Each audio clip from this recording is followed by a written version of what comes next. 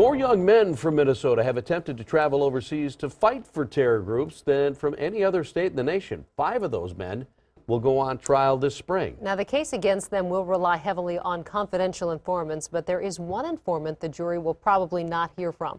Tom Lydon of the Fox 9 Investigators is here with the story behind the story. And I think it is. It really is the story behind the story. The use of confidential informants in terror cases, very common, but it is not without some controversy along the way. Post 9/11, the FBI is reportedly using some 15,000 confidential informants nationwide, many of them young Muslim men. Tonight, the story of one of them who made a decision a few months ago to talk to us, a choice that he believes came with serious consequences.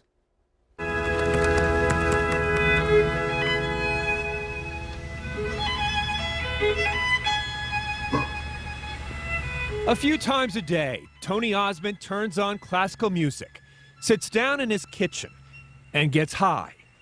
And he claims gets better. For me, it mainly relieves the nausea problem that I have, because after every meal, I'll vomit. He has an autoimmune condition and smokes medical cannabis in liquid form through a vaporizer. It costs him $90 a day. How stoned do you get? Well, this stuff is actually a lot weaker than the stuff that I was making myself. Stuff you were making yourself Yeah, was better. so the stuff I was making myself was better. It was more potent, and it was a higher quality. This is the first room, which was just a vegetating room. Until recently, Tony was growing his own marijuana, illegally, in his basement, turning the marijuana he grew into smokable hash oil. This looks pretty sophisticated. It is, yeah, it's sophisticated. I mean, how many plants did you have going here? Let's count. 1, 2, 3, 4, 5, 6, 7. 8, By 9, his 10, count, 11, he had at least 72 plants. That is until 3 months ago, when his Golden Valley home was raided by the Northwest Metro Drug Task Force. They were treating me like they were on the Bin Laden raid, or they had just gotten El Chapo. Right here is where I see a siren. So. Police and the bomb squad pulling Tony over while driving near Worth Park. First thing I saw was a uniformed officer who grabbed both my hands and said, "Don't move. Where are the explosives? Where are the explosives? Where are the explosives?" There's a reason police were cautious. As Tony will tell you, terrorism runs in his family. But Tony believes the raid was really retaliation, because for about a year, he'd been a paid informant for the FBI. Do you believe the FBI knew you had a grow operation? Yes. Did you tell them you had a grow operation? Yes. They told me, well, all we care about is extremism. Tony says he first approached the FBI nearly 2 years ago with a detailed conspiracy theory involving the murder of his father in a staged car accident 30 years ago in New Jersey. But the FBI wasn't interested. So Tony went back last June to show the FBI elaborate timelines and charts showing how Tony was an accidental tourist in the world of global terrorism.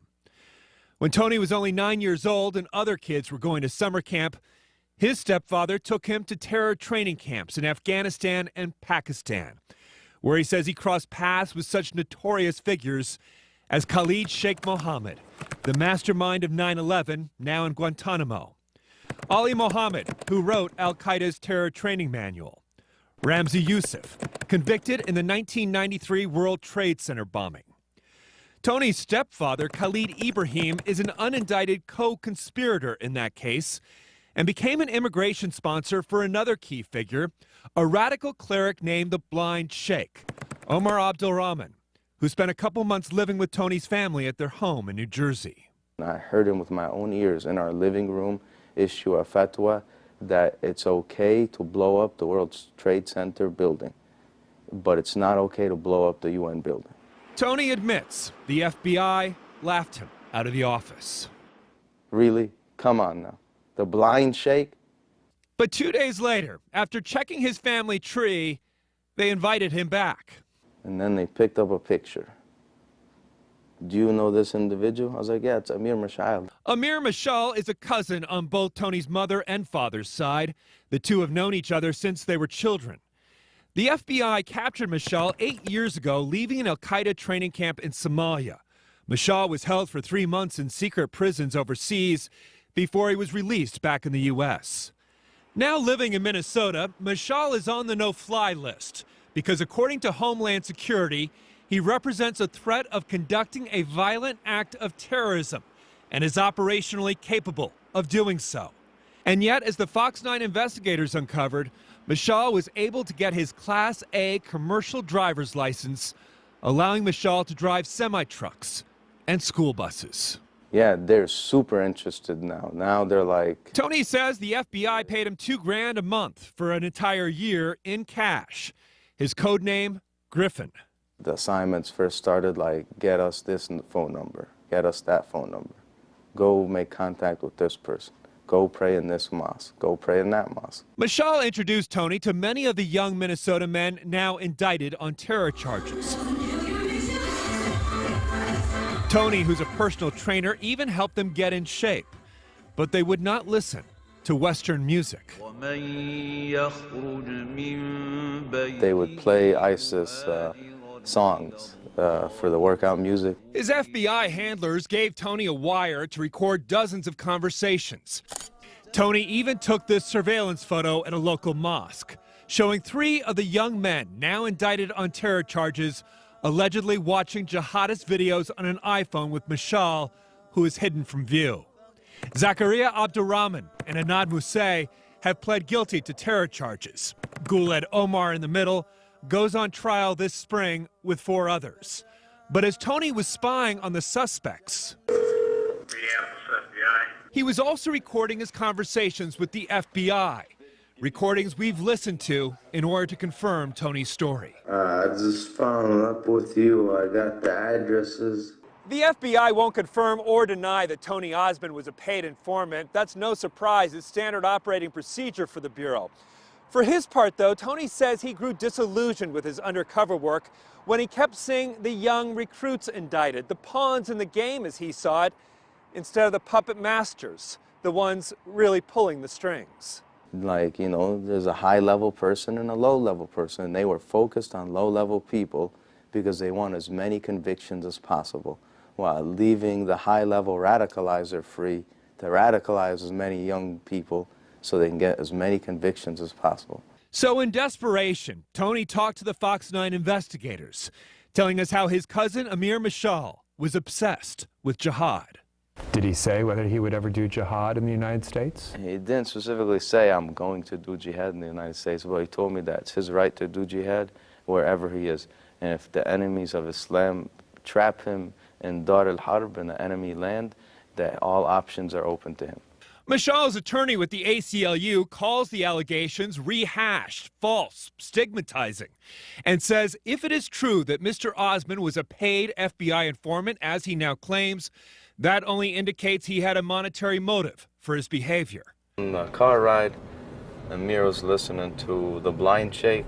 After Tony's interview with the Fox 9 investigators, he says the FBI cut him loose. And that's when he started his grow operation. He suspects the drug raid on his home 5 months later may have been payback. They got the green light from the FBI to destroy this whole house and me. According to police reports obtained by the Fox 9 investigators, it was a carpet cleaner who had been in Tony's home to clean up a water leak who tipped off police to Tony's grow operation. But those police reports also reveal the drug task force was well aware of the Fox 9 story.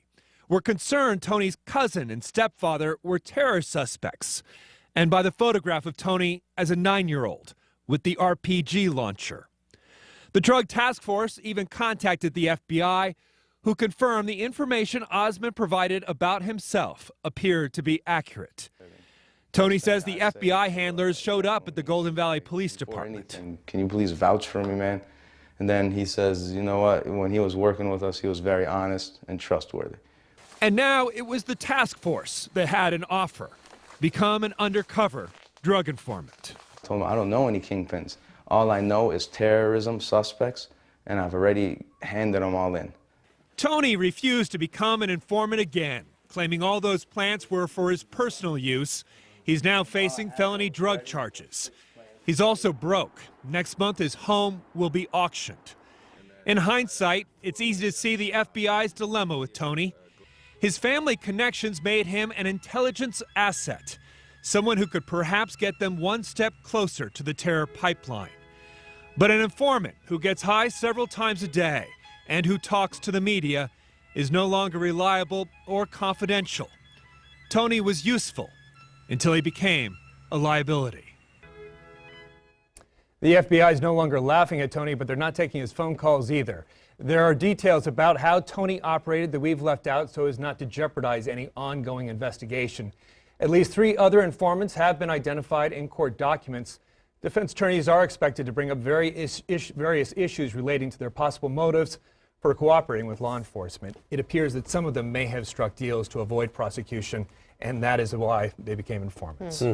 What do you make of Tony's point that they're just going after the recruits and not the masterminds? I think it's interesting, but that's also how some of these cases are built from the ground up. You get the lower level people to go after the kingpins. So it's possible that that's what prosecutors are doing in this case. And what about these 70-some marijuana plants? It seems like a lot for personal use. And we've checked with some people who would know. One of the things that Tony says is that he had to kind of grind those down. To get the hash oil, you need a lot of plants to create that hash oil. And those 72 plants actually were at different stages of development. Not all of them were full grown yet. Okay, and does he worry about his safety at all? He does. Now that he's put himself out there? I've mentioned to him, I think he's taking a tremendous risk, but it's one he wants to take, quite frankly. Fascinating. Yeah, very.